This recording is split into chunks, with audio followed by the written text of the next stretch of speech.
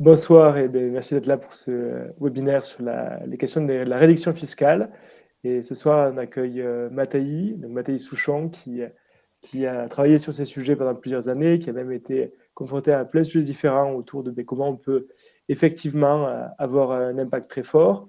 Il s'est concentré notamment sur les questions liées à la cause animale et est directeur de différentes organisations au sein de la cause animale, et est aussi devenu euh, modestement spécialiste sur les questions de réduction fiscale. En tout cas, il est prêt à nous partager les connaissances qu'il a pu accumuler ces dernières années, sachant que le but d'aujourd'hui, ça va vraiment vous faire comprendre les enjeux autour, comment l'utiliser en pratique, et aussi comment ça peut vous permettre potentiellement d'avoir beaucoup plus d'impact. Je te laisse la main, Mathaï. Merci pour l'invitation et bonsoir à tout le monde. Voilà, j'affiche rapidement le plan de ma présentation. Je vais commencer par parler de l'importance des dons des particuliers pour les associations, insister sur le point crucial qui est que la réduction fiscale doit profiter à l'association et pas à vous, personnellement. Répondre à l'objection courante de « mais qui va payer les profs si je défiscalise mes dons ?» Rentrer dans le détail sur comment ça fonctionne en pratique. En particulier, vous montrer un peu comment on calcule le plafond de dons qu'on peut défiscaliser chaque année et traiter enfin le cas des personnes qui ne sont pas imposables. Déjà rapidement, donc comment résoudre les grands problèmes du monde? C'est quand même la question de départ avant de venir sur les dons. Dans les pistes les plus courantes auxquelles on peut penser spontanément, il y a la réduction de ses impacts négatifs personnels, dont typiquement les choix de consommation, comme végétaliser son alimentation, privilégier le train par rapport à l'avion. On sait que c'est des leviers intéressants. Il y a aussi le vote, l'action politique pour avoir des dirigeants qui prennent davantage au sérieux les sujets importants. Et donc, ce que j'écris là, c'est que c'est un bon début, mais l'impact des actions individuelles reste bien plus limité que des actions coordonnées. Oui, évidemment, l'action collective professionnalisée peut aller beaucoup plus loin. Et à ce niveau-là, il y a plusieurs manières de faire. Il y a évidemment les projets entrepreneuriaux qui apportent des solutions techniques à certains problèmes. Donc, voilà, par exemple, Lavie, une entreprise qui produit des alternatives végétales à certains produits animaux comme le jambon, le lard. Ça permet de réduire la demande de produits d'origine animale. Une partie importante aussi du travail est menée par certaines associations. Donc, là, je pouvais donner l'exemple de Good Food Institute, mais de tant d'autres associations qui travaillent, donc là, par exemple, à faire du lobbying pour justement favoriser un cadre législatif favorable à l'émergence d'alternatives végétales, parmi, bien sûr, tant d'autres sujets.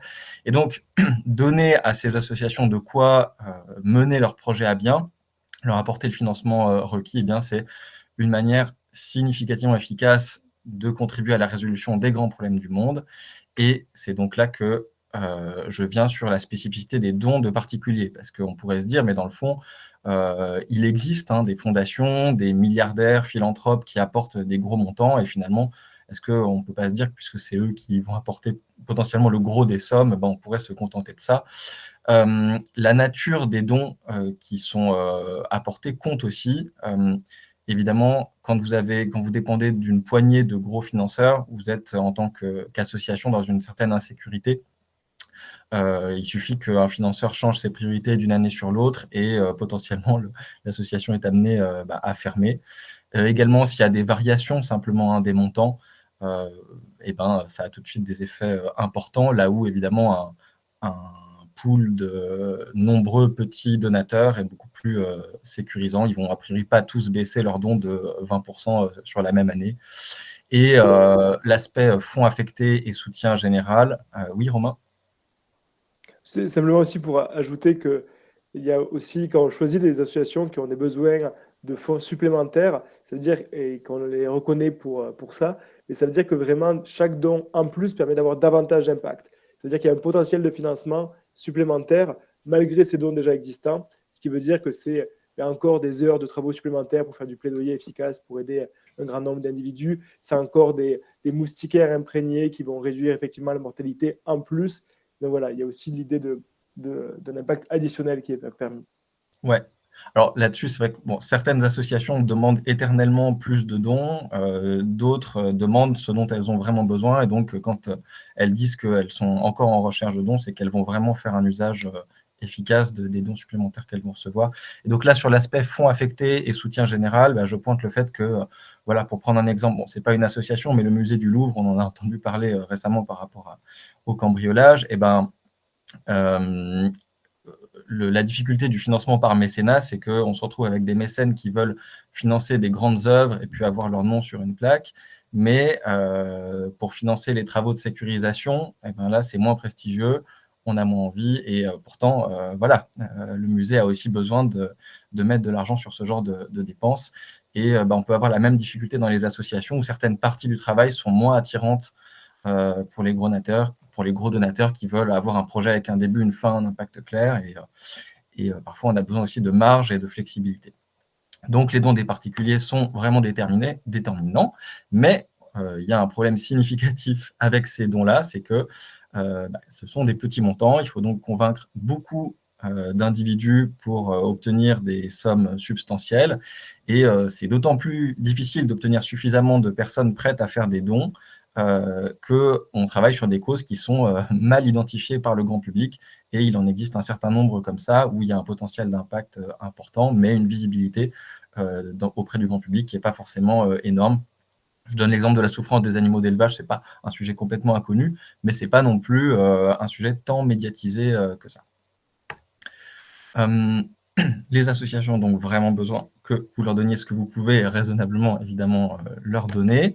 Et donc, j'arrive sur le rôle là-dedans de la réduction fiscale sur les dons aux associations.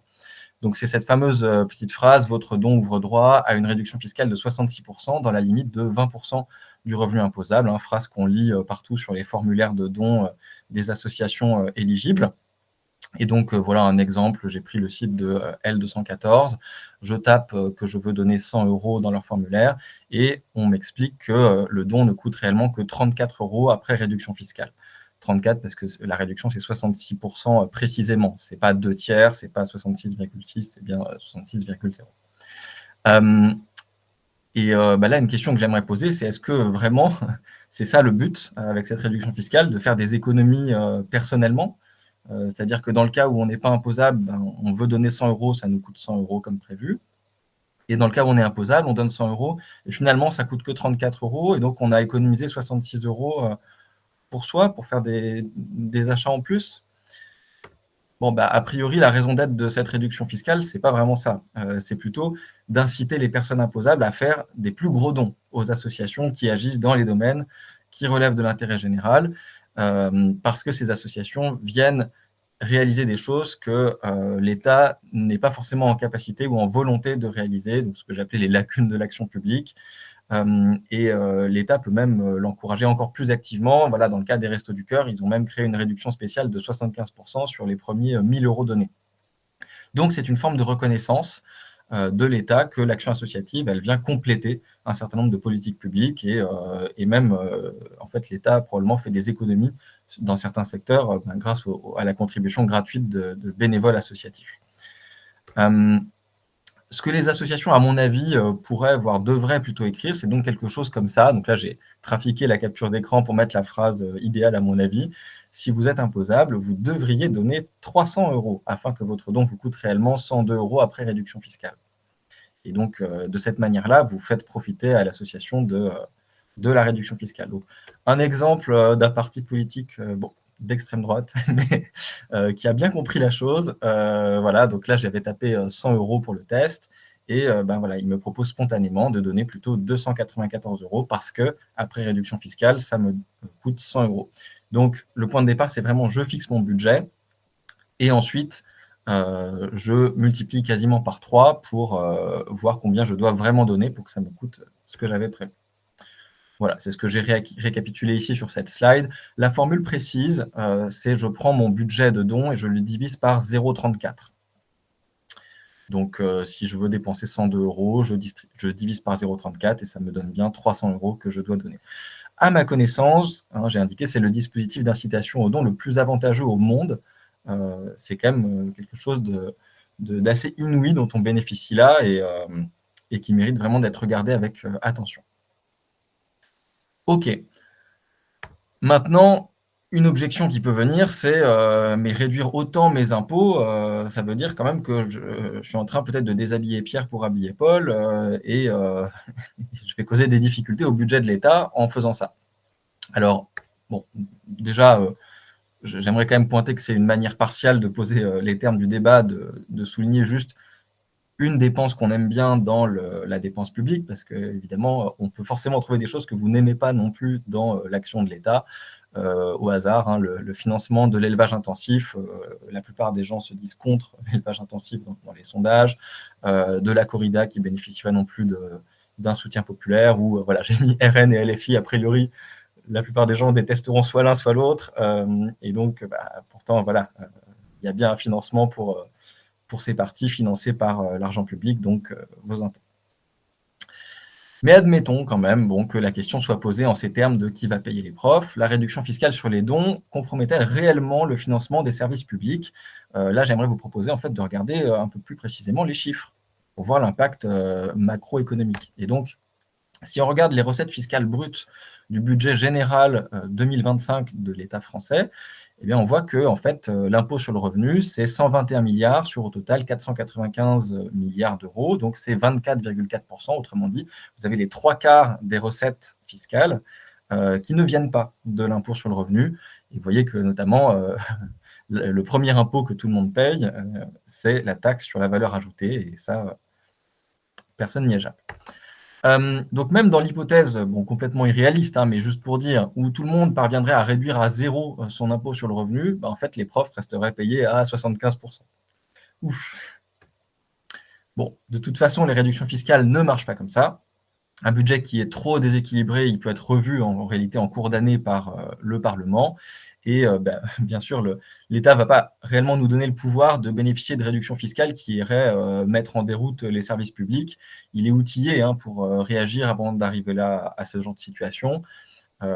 Et si le coût d'une réduction fiscale devient trop important, elle peut être modifiée dans le budget suivant. Et donc là, je suis allé chercher dans le projet de loi de finances pour 2026 les prévisions pour cette niche fiscale. Et donc, on voit, voilà, pour 2026, la prévision est la même que pour 2025, l'année n'étant pas encore finie. On est à 2204 millions d'euros prévus pour cette niche fiscale, donc 2,2 milliards. Voilà, à comparer aux 130,2 milliards de collecte totale de l'impôt sur le revenu. Autrement dit, cette niche, elle représente 1,7% de la collecte totale. Donc en fait, autrement dit, le financement du salaire des profs, il a déjà été prévu au budget en tenant compte précisément du fait que vous allez recourir à cette réduction fiscale.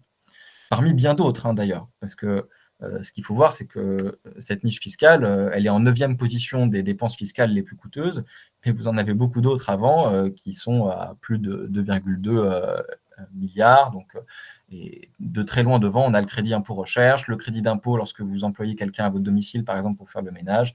Voilà, on est à 7,2 milliards pour ça. Donc voilà, ça permet quand même de relativiser un peu l'ampleur des sommes dont on parle. On peut quand même se dire, oui, mais si on essaye de recourir de plus en plus à ce dispositif, est-ce qu'on ne pourrait pas même dépasser l'enveloppe prévue et quand même causer des problèmes? Alors, je me suis amusé à faire une petite hypothèse, un scénario de politique fiction où 0,1% des ménages imposables qui font déjà des dons défiscalisables décident de multiplier leurs dons par 10. Ce qui est quand même assez audacieux. Donc, on est en train de parler de 5621 foyers. Je ne sais pas si ça va être vraiment l'audience de rien que la conférence d'aujourd'hui, mais imaginons qu'à terme, elle atteigne autant de personnes et que toutes se décident à multiplier par 10 leurs dons. Et disons que là, je m'adresse à des personnes qui sont quand même, voilà, elles suivent mieux donné, elles sont 3 fois plus généreuses que la moyenne des gens qui font déjà des dons. Voilà, j'essaie de prendre des hypothèses un peu optimistes. Et donc, ensemble, elles bénéficient de 6,6 millions d'euros actuellement de réduction fiscale au titre de leurs dons, ce qui signifie en gros qu'elles donnent 148 euros par mois. Donc, en multipliant leurs dons par 10, ça veut dire que finalement, la somme des réductions fiscales dont elles vont se mettre à bénéficier, ça sera 66 millions. Ça va faire une dépense fiscale supplémentaire pour l'État, qui n'était pas forcément prévue, de 59,4 millions d'euros. Et donc, si on rapporte ça à la collecte globale de l'impôt sur le revenu qui est prévue pour 2026, eh ben, ça impliquerait une baisse de la collecte de 0,05%. Voilà, on est encore une fois loin de provoquer un plan social dans les écoles. Et il y a des associations hautement efficaces qui peuvent utiliser ces dizaines de millions pour avancer sur les causes qui nous tiennent fortement à cœur. Donc, on n'hésite pas. Bah oui, ça dépend aussi de la vision qu'on a sur l'utilité du même euro, soit dans les caisses de l'État, soit effectivement dans la poche d'associations ciblées consciencieusement. En tout cas, donc, un autre point aussi, c'est que jusqu'ici, j'ai accepté la prémisse que cette dépense fiscale est réellement une dépense pour l'État. Mais en fait, ce n'est pas si sûr que ces dons représentent à terme un coût net pour l'État. En réalité, pourquoi est-ce que cette réduction fiscale est maintenue? Parce que son usage est activement souhaité par les parlementaires. Toutes les réductions fiscales en fait, que vous voyez au budget, elles sont là pour une raison. Elles sont là pour poursuivre un objectif de politique publique et donc elles sont anticipées et voulues. En l'occurrence, voilà, je le disais tout à l'heure, l'État souhaite que vous donniez aux associations pour faire le travail que lui-même ne veut pas ou ne sait pas assurer. Voilà, pour terminer de répondre à cette objection. Je viens sur les questions pratiques. Donc déjà, première chose, comment est-ce qu'on peut s'assurer que ça va vraiment fonctionner pour les dons qu'on fait, nous, à des associations qu'on a identifiées? Il faut donc être, bien sûr, contribuable en France, il faut payer des impôts au barème progressif, donc ça veut dire, en gros, les revenus issus du travail. Il faut que l'association, elle vous annonce clairement, avant que vous fassiez votre don, qu'elle vous fournira bien un reçu fiscal. Sur ce point-là, vous n'avez pas besoin de chercher plus loin que simplement l'affirmation publique de l'association sur sa capacité à délivrer des reçus fiscaux. Vous n'avez pas à lui demander de documents qui prouvent qu'elle a bien été habilitée à le faire. Ça ne fonctionne pas comme ça. C'est vraiment la seule chose que l'administration fiscale attend de votre part, c'est obtenir un reçu fiscal. Votre don doit laisser une trace sur votre compte bancaire. Donc, vous donnez plutôt en virement, carte ou chèque. En théorie, on peut aussi donner en espèces. Dans les faits, l'administration fiscale, en cas de contrôle fiscal, a tendance à vous demander une copie de vos relevés bancaires. Donc, si vous avez donné en espèces, vous êtes un peu plus embêté pour bien justifier votre don. La somme, quand je dis compte bancaire, c'est dans un sens large, hein, donc des paiements via des plateformes en ligne type PayPal qui laissent une trace, ça marchera aussi. La somme de vos dons théoriquement défiscalisables de l'année, il faut qu'elle dépasse aucun des deux plafonds de dons défiscalisables. Donc ça, je détaillerai le calcul plus loin. Finalement, c'est ça le point peut-être le plus difficile à vérifier. Un petit point sur la chronologie. Donc, l'impôt, de toute façon, il est prélevé tous les mois à la source. Attention à ne pas vous imaginer que vous êtes prélevé des montants exacts. En réalité, c'est un peu comme pour les abonnements de factures d'électricité, c'est des acomptes. Ce que l'impôt prélève sur les fiches de paie et ensuite, quand il y a un surplus, l'État va vous rembourser ce qu'il n'aurait pas dû vous prélever au début du mois d'août de l'année suivante par virement sur votre compte bancaire. Donc là, je donne un exemple. Si je donne 300 € à une association d'intérêt général, bien sûr, le 31 décembre de cette année, je récupère 198 € de réduction fiscale au début du mois d'août de l'année prochaine. Je peux le vérifier sur mon avis d'impôt 2026. Donc la réduction fiscale, autrement dit, elle arrive 7 mois plus tard. Maintenant, si je donne 300 € le lendemain, le 1er janvier 2026, je ne suis plus sur la même année fiscale, et ben je récupère ma réduction fiscale seulement au début du mois d'août 2027. Donc, autrement dit, je dois attendre 19 mois entre le moment où j'ai dépensé l'argent et le moment où je reçois les 66%. Donc, si vous souhaitez limiter l'écart de trésorerie, eh ben, vous avez plutôt intérêt à faire vos dons en fin d'année. Néanmoins, ce conseil n'arrangera pas les associations qui, par défaut, ont tendance à préférer que vous fassiez vos dons de façon mensualisée parce que ça leur donne une meilleure visibilité. Donc, si vous pouvez le faire, c'est bien de prendre l'habitude de plutôt mensualiser vos dons. Où est-ce qu'on doit déclarer concrètement nos dons, donc lorsqu'on arrive au printemps de l'année suivante et qu'il faut faire la déclaration de revenus? Il y a deux cases différentes. Enfin, il y en a même plus que ça pour certains dons spécifiques, mais la plupart des dons, c'est des dons éligibles à la réduction fiscale à 66%, et donc ça va dans la case 7UF. de la déclaration de revenus. Et pour ce qui est des dons éligibles à la réduction de 75%, donc ça, de toute façon, l'association vous le dira si elle est éligible à ce taux-là, ça se passe dans la case 7UD. Cette réduction fiscale de 75%, elle est limitée aux 1000 premiers euros. Il faut savoir que si jamais vous donnez plus que ça, ça ira quand même dans la même case, hein. Donc, c'est le fisc qui s'occupe de calculer automatiquement quelle est la fraction à 75% et le surplus qui engendrera une réduction de 66%. Il faut bien penser, lorsque vous faites la somme de vos dons, à sommer les dons de tous les membres de votre foyer fiscal. Donc, si vous déclarez avec un conjoint, une conjointe, avec des enfants à charge, eh bien, posez-leur aussi la question des dons éventuels défiscalisables qu'ils ont fait dans l'année. Voilà concrètement comment ça se passe sur le site web des impôts pour la déclaration de revenus. Au début de la démarche, on vous demande de cocher les différents types de charges que vous avez, les différents types de revenus. Et donc, il faut bien cocher la deuxième case, réduction et crédit d'impôt de points de dons, etc. Et à partir du moment où vous avez coché cette case, un peu plus loin dans la démarche, vous avez une rubrique qui apparaît avec ces fameuses cases 7UD et notamment 7UF, donc là, celle qui est surlignée en bas, dont versés à d'autres organismes d'intérêt général. Ce que je vous recommande en amont de la déclaration de revenus et même de manière générale, pour bien vous préparer en cas de contrôle fiscal, c'est de tenir à jour un tableau, hein, avec toutes les colonnes que j'ai indiquées là, donc bien sûr la date, le montant, l'association ciblée, la case où il faudra déclarer. Est-ce que vous avez reçu ou pas le reçu fiscal? C'est une bonne chose de le pointer ça et de bien sauvegarder au fur et à mesure les reçus fiscaux dès que vous les recevez, pas juste les laisser traîner dans un mail dans votre boîte de réception. Vous pouvez même anticiper combien de réductions attendues ça vous fait. Et enfin, bien noter sur quel compte bancaire il faudra aller chercher l'info si jamais vous avez un contrôle fiscal et qu'on vous demande les relevés correspondants. Je précise que donc là, il y a différents exemples, dont les Restos du Cœur qui a notamment été choisi parce qu'ils ont une réduction particulière, mais ils ne font pas partie des recommandations pour leur impact particulier, contrairement à Good Food Institute Europe ou New Incentives, qui ont été du coup évalués par des organismes indépendants pour leur efficacité. Oui, ça n'avait pas la prétention d'être des recommandations de dons, c'est vraiment des exemples. Le contrôle fiscal, j'ai vu des contrôles différents. Parfois, ils se contentaient de demander qu'on retourne par courrier. Donc, j'ai vu systématiquement des contrôles à distance, hein. C'est l'administration fiscale qui vous envoie un courrier. Elle vous dit « Veuillez nous retourner tous vos reçus fiscaux de l'année considérée pour prouver la somme que vous avez déclarée. » Parfois, ils demandent et parfois, ils ne demandent pas les relevés bancaires associés. Mais voilà, ça arrive. Donc, c'est une bonne pratique, en tout cas, de se préparer à pouvoir les fournir facilement.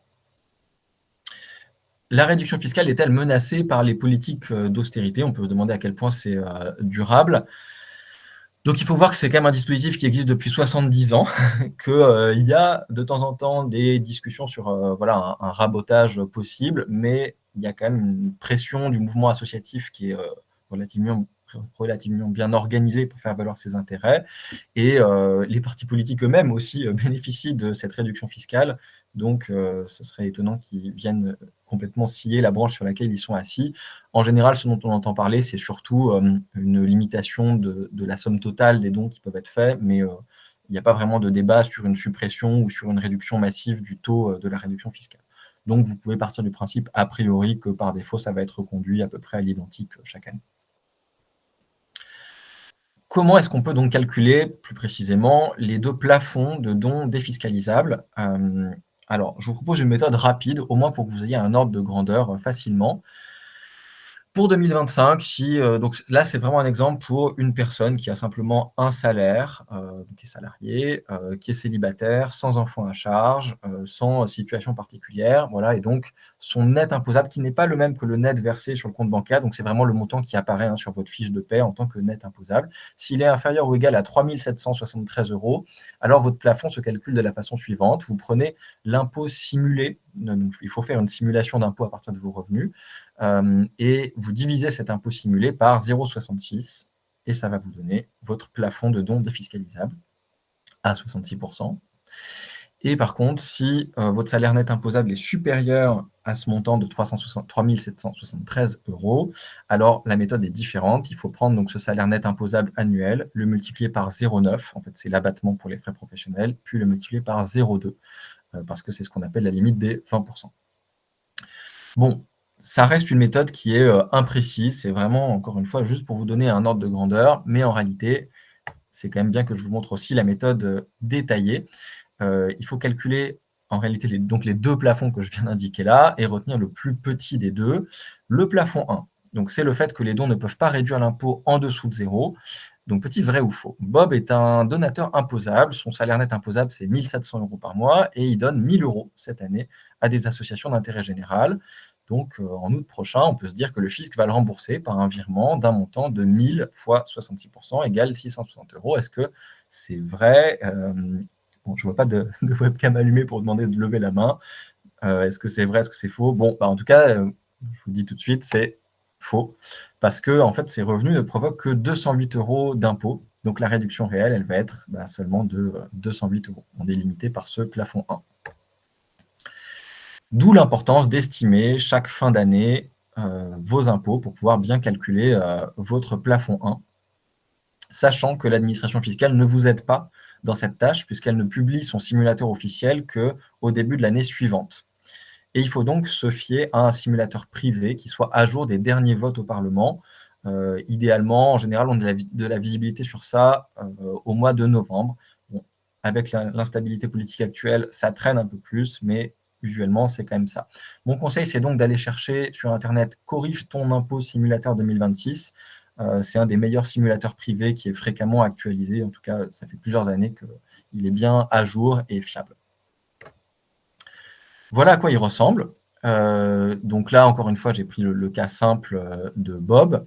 J'ai multiplié 1700 par 12. Donc, c'est bien le salaire net imposable.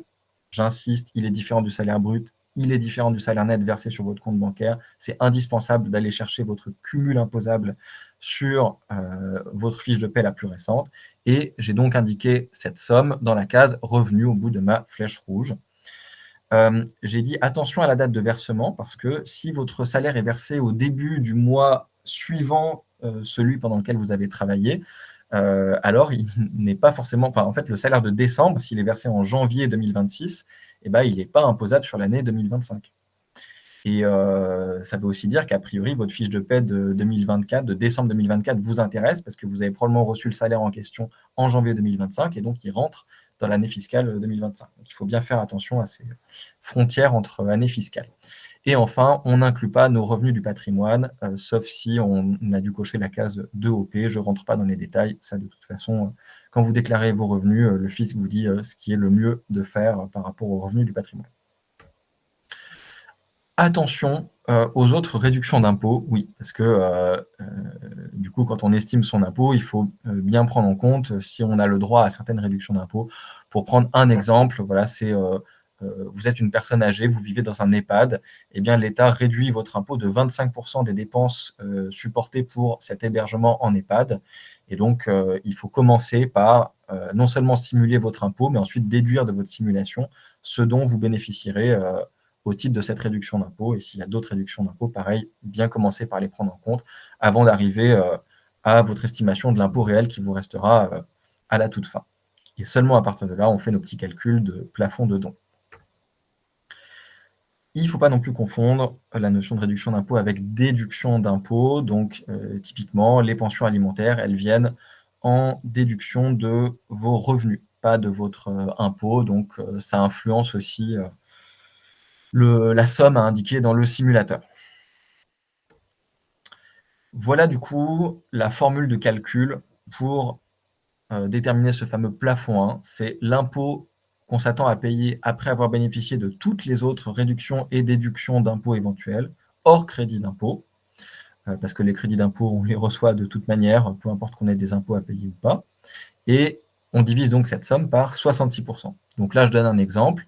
Je m'attends à payer 4 000 € d'impôts. Eh bien, je peux donner à des associations d'intérêt général jusqu'à 4 000 divisé par 0,66 égale 6 061 €.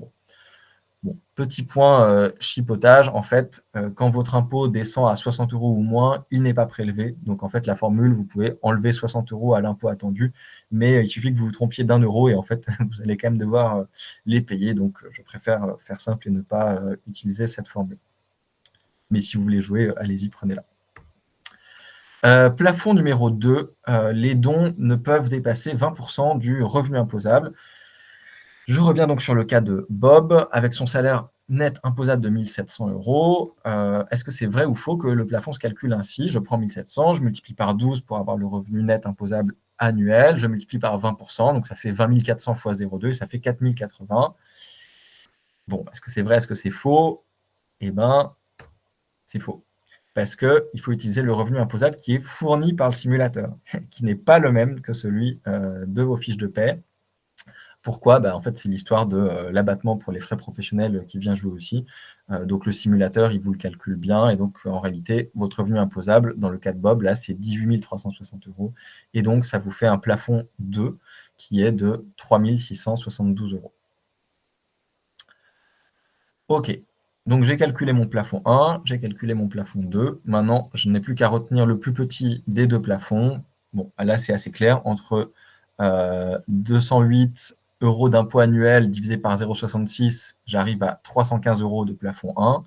18 360 de revenus imposables fois 0,2, j'arrive à 3 672 € de plafond 2. Le plus petit des deux, c'est bien 315 €. Ce qui veut dire que lorsque Bob donne 315 € cette année, il provoque l'annulation totale de ces quelques 208 € d'impôt. Concrètement, le virement qu'il va recevoir ne sera pas forcément exactement de cette somme, parce qu'encore une fois, les acomptes étaient approximatifs. Donc, imaginons que l'administration fiscale avait prélevé en réalité 200 € d'acompte d'impôt sur l'année sur les fiches de paie de Bob. Il recevra un virement de 200 €. Ça remboursera bien la totalité des impôts prélevés à tort. Et donc, il ne faudra pas s'étonner que ça ne soit pas exactement le chiffre de 208 qu'on attendait. Et idem, si on dépasse, si l'administration fiscale avait prélevé 300, pareil, elle rentrait 300, bien sûr. Ah oui, comment ça se passe aussi pour les dons défiscalisables à 75%? Donc, pour le plafond 1, ça ne change pas, la limite est aussi applicable. Donc, typiquement, si vous aviez déjà réduit à 0 votre impôt grâce à des dons qui sont défiscalisés à 66%, vous ne pouvez rien donner avec une réduction à 75%. Vous avez déjà réduit à 0 vos impôts, il n'y a rien plus à faire. Ils ne sont pas concernés par le plafond 2, la limite des 20%. Donc là, en fait, si vous êtes déjà à 20% de vos revenus en dons pour des assos éligibles à 66%, vous pouvez en plus de ça faire des dons défiscalisables à 75%. Et par contre, il y a un troisième plafond, c'est une limite fixe de 1 000 €. Sachant que ça, c'est une règle qui est là cette année, mais elle a déjà bougé plusieurs fois. Elle pourrait bouger les années prochaines. Donc, il faut quand même vérifier ce qu'il en est dans l'actualité. Donc là, j'ai donné un exemple. Je donne 20% de mon revenu imposable à des assos à 66%, et il se trouve qu'en ayant fait ça, il me reste encore 750 € d'impôts à payer. Je peux, si je le souhaite, faire 1 000 € de dons à des assos à 75%. Je vais bénéficier de 75% de 1 000, donc 750 € de réduction. Et de cette manière, je vais annuler totalement mon impôt sur le revenu. Bon, il y a encore d'autres subtilités. C'est un sujet interminable en réalité. Il y a des questions de report sur 5 ans. Bon, pour le dire vite, c'est une fausse bonne idée. Je vous déconseille de vous pencher sur cette hypothèse-là. Respectez votre plafond, c'est vraiment le plus simple. Le virement, il faut qu'il soit effectué avant le 31 décembre, mais même avant l'heure de fermeture des systèmes interbancaires. J'ai déjà vu des donateurs piégés qui se disaient qu'ils avaient jusqu'à 23h59 pour faire leur don, qu'ils pouvaient faire un don instantané. Eh bien non, les banques françaises nous réservent des surprises et finalement, même un don instantané peut se retrouver finalement à apparaître au 1er janvier 2026 et là, c'est fini. Vous ne pouvez pas avoir un reçu fiscal sur l'année 2025. Donc n'attendez pas la dernière minute. Les chèques, il y a des subtilités aussi. Théoriquement, voilà, un chèque remis en 2025 mais encaissé en janvier 2026 donne quand même droit à la réduction fiscale sur 2025, mais il suffit que les assos ne soient pas au courant pour qu'elles refusent de faire le reçu fiscal sur la bonne année. Vous avez peut-être entendu parler du plafonnement global des niches fiscales à 10 000 €, ça ne nous concerne pas ici. Et enfin, il y a une histoire d'avance fiscale versée mi-janvier 2026. Bon, je ne veux pas compliquer cette conférence, mais vous pouvez aller regarder le détail si ça vous intéresse. En gros, quand vous êtes un donateur régulier sur plusieurs années, ça vous aide à limiter le décalage de trésorerie. Ce qu'il faut retenir, si je suis imposable et que je sais faire ma simulation de revenus et d'impôts, c'est donc que tous les ans, dès la mi-octobre, je dois vérifier sur un simulateur bien à jour combien mon foyer fiscal va devoir payer d'impôts. je calcule le montant maximal de dons qui ouvre droit à la réduction fiscale, et donc c'est le plus petit des deux plafonds que je viens d'exposer. Je réalise mes dons avant la mi-décembre dans la limite du plafond que je viens de calculer, et je pense bien à tripler le montant que je veux réellement dépenser. Donc, tripler, en fait, pour être précis, c'est cette fameuse formule de diviser le montant qu'on veut dépenser par 0,34. Je conserve bien dans un dossier la liste de tous mes dossiers pour chaque année civile, les reçus fiscaux. Je note dans mon agenda de bien penser, évidemment, à déclarer mes dons sur ma déclaration de revenus l'année suivante, et je vérifie début août que je reçois bien un remboursement s'il y a lieu. Et le document suprême pour vérifier qu'il n'y a pas eu de problème, c'est l'avis d'impôt. Et si vous avez du mal à faire tout ça, parce que je reconnais que, mine de rien, c'est plus compliqué que ça n'en a l'air en première approche, et ben c'est de vous faire aider pour simuler votre imposition au plus juste. Et la période idéale pour ça, c'est plutôt entre mi-octobre et mi-décembre, parce que c'est là où vous avez de la visibilité sur vos revenus de l'année, et en même temps où on a aussi de la visibilité sur le barème de l'impôt en discussion à l'Assemblée nationale et au Sénat. Bon, et dernière chose, si je ne suis pas imposable, comment ça se passe? Est-ce qu'on peut faire quelque chose quand même pour optimiser ces dons? Simplement, il y a un cas notable, c'est les cadeaux entre parents et enfants. Donc là, typiquement, on approche de Noël. Je prends un scénario où voilà, on a Sonia qui compte donner 100 € à son père Tom pour Noël. Et Sonia, c'est donc quelqu'un qui a 4 000 € d'impôts qui lui restent à payer. Elle a un budget de don annuel qu'elle a défini qui est de 515 €. Elle est comme ça, Sonia, elle a des budgets précis à 5 € près. Et donc, elle va verser 515 divisé par 0,34 égale 1 515 € à des associations. Elle a bien compris la logique de tripler son budget. Et donc, le fisc lui rend 1 000 € en réduction fiscale. Donc, 4 000 € d'impôts moins les 1 000 € de réduction fiscale, in fine, il lui reste 3 000 € d'impôts à payer. De son côté, son père Tom n'est pas imposable et il aimerait bien lui aussi faire des dons à des associations d'intérêt général, et il est frustré de ne pas pouvoir faire un don de 300 € à son association préférée et récupérer 198 € sous forme de réduction fiscale. En fait, il aurait bien aimé, en quelque sorte, avoir des impôts à réduire. Ce que Tom peut proposer à Sonia, c'est de lui dire, mais en fait, laisse tomber les 100 € que tu voulais me donner pour Noël. En fait, ce qui me ferait vraiment plaisir, c'est plutôt que tu donnes 300 € à, par exemple, l'association AMF, Against Malaria Foundation.